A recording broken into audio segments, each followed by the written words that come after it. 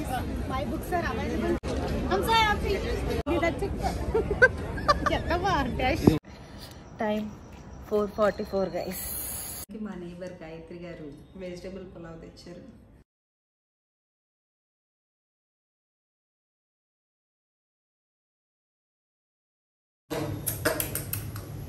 Hi guys, welcome back to my channel. నా పేరు రేఖ. ఇప్పటి వరకు మీరు నా ఛానల్ సబ్స్క్రైబ్ చేసుకోకపోతే కనుక ఖచ్చితంగా సబ్స్క్రైబ్ చేసుకోండి. అయితే ఇవాళ ప్రాక్టీసింగ్ హెల్దీ లైఫ్ స్టైల్లో another day in my life kind of a video. So morning 1 litre of warm water అయిపోయిన తర్వాత నేను ఇక్కడ ధనియాల వాటర్ ప్రిపేర్ చేస్తున్నాను. దీనికి నేనేం చేస్తాను అంటే మిక్సీ బరకగా పట్టేసి ధనియాలని ఒక స్పూన్ వాటర్లో వేసేసి రాత్రంతా సోక్ చేసి పొద్దున్నే బాయిల్ చేస్తున్నాను అనమాట. అండ్ దెన్ అది ఒక పొయ్యి మీద బాయిల్ అవుతూ ఉంటే ఇక్కడ నేనేమో కోకోనట్ ఆయిల్ అప్లై చేస్తున్నాను. బికాజ్ వింటర్లో స్కిన్ చాలా డ్రైగా అనిపిస్తుంది కదా. పొద్దున్నే రాత్రి స్కిన్ కేర్ చేసినప్పటికి కూడా పొద్దున్నే లేయంగానే చాలా ఇచ్చిగా బాగా పట్టేసినట్టు స్కిన్ అట్లా డ్రైనెస్ ఫీల్ అవుతున్నాను నేను. అందుకని కోకోనట్ ఆయిల్ అప్లై చేస్తున్నాను every morning. This is like everyday ritual. మీరు ఒకవేళ కోకోనట్ ఆయిల్ ఫేస్కి కానీ బాడీకి కానీ అప్లై చేయాలి అనుకుంటే మీరు don't use packaged coconut oil guys, only use cold pressed గానుగా ఆయిల్స్. సో ఇక్కడ నేను ఆయిల్ రాసేసుకున్న తర్వాత ఒక 5-10 మినిట్స్ ఎండలో ఉంటే బాగా పట్టేస్తుంది అనమాట. ఆ ధనియాల వాటర్ తాగుతున్నాను.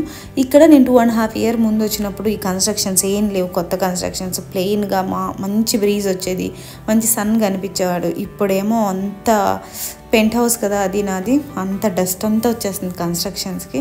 సో దెన్ అయిపోయిన తర్వాత మార్నింగ్ థింగ్స్ వచ్చి స్నానం చేసి ఇవాళ నాకు ఒక మీటింగ్ ఉంది, అందుకే రెడీ అయ్యి బయలుదేద్దామని.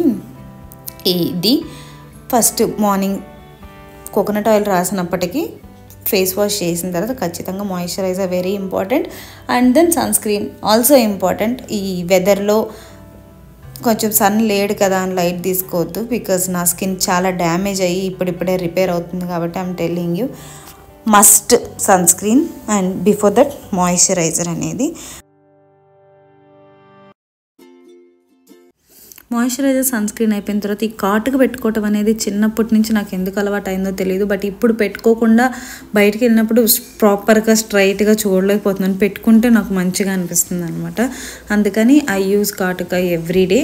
అండ్ రెడీ అయిపోయి ఫాస్ట్గా మీటింగ్కి వెళ్ళిపోవాలి. అంటే నేను చిన్నది అనుకున్నాను, వచ్చి మళ్ళీ వ్లాగ్ కంటిన్యూ చేయొచ్చు అనుకున్నాను, కానీ ఐ కుడెంట్ ఏబుల్ టు అనమాట. వచ్చేసరికి చాలా లేట్ అయింది.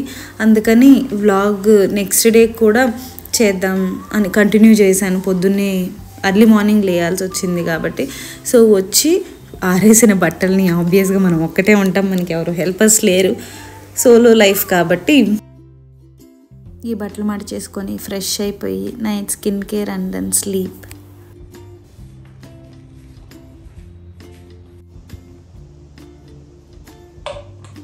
Every drop of the cream is very precious guys. Night skin care routine కొంచెం ఆయిల్ బేస్డ్, మిల్క్ బేస్డ్ అట్లున్నవైతే మీకు మాయిశ్చర్ ఇస్తాయి. ఈవెన్ అట్లాంటివి రాసిన పొద్దున్న లేకి చాలా ఫ్లేకీగా అలా కనిపిస్తుంది స్కిన్. సో అందుకే పొద్దున వీడియోలో చెప్పినట్టు కోకోనట్ ఆయిల్ రాస్తుంది. బట్ కోకోనట్ ఆయిల్ బాడీకి కానీ ఫేస్కి కానీ రాసేదైతే ప్యాకేజ్డ్ వాడొద్దు, గానుగలో నుంచి కోల్డ్ ప్రెస్డ్ తెచ్చుకోండి అంతే. Just to keep that moisture. మీకు ఏది మీ స్కిన్ టైప్కి సూటబుల్ అయితే అది అంతే. Good night. Time 4:44 guys. We're going to airport. ఒక నిమిషం కూడా నిద్రపోలేదు, చలి చాలాగా ఉంది కదా.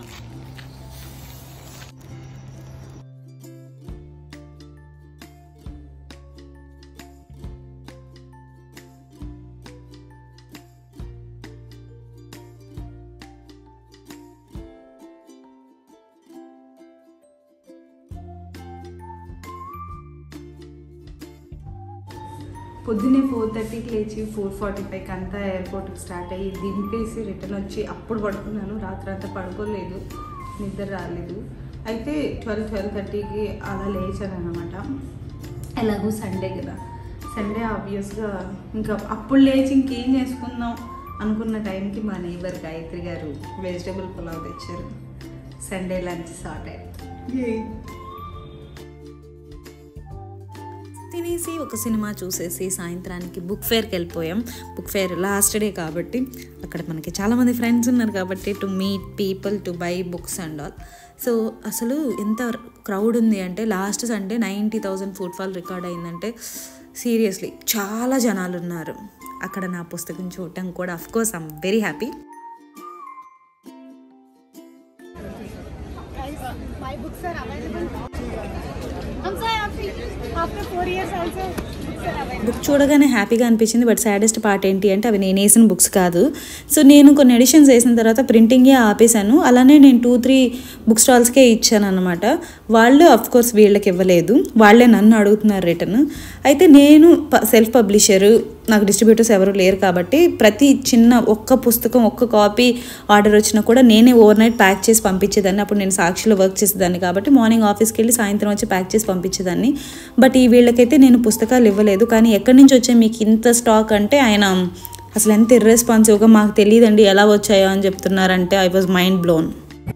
ఇలా నా పుస్తకాలే కాదు గైస్, చాలా పుస్తకాలు పైరసీ కాపీస్ అవుతున్నాయి. బట్ రీడర్స్ కొనుక్కునేటప్పుడు ఆథరైజ్డ్ థింగ్స్ ఏవైతే ఉన్నాయో వెబ్సైట్స్ ఆర్ ఎనీథింగ్ స్టాల్స్ అట్లా వాళ్ళ దగ్గరికి వెళ్ళి కొనుక్కోండి ప్లీజ్. సో బుక్ ఫేర్ అయిపోయింది. సో బుక్ ఫేర్ అయిపోయింది. So it is wrap up to the book fair and that's it for today's vlog. Please like, share and subscribe to my channel. See you all in the next vlog.